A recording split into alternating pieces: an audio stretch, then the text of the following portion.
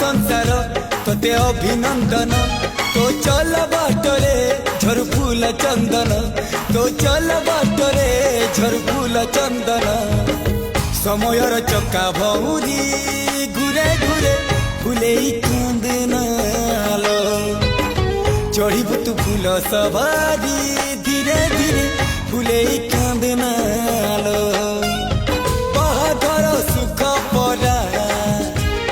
विधाता देइछि तोते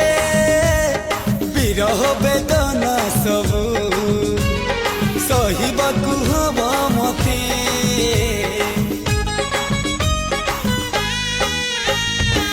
सिंथी तो रहेला सिंदूरी धारे धारे फुले कांदनालो चढ़ीबु तू फूल सवारी धीरे धीरे फुले कांदनालो।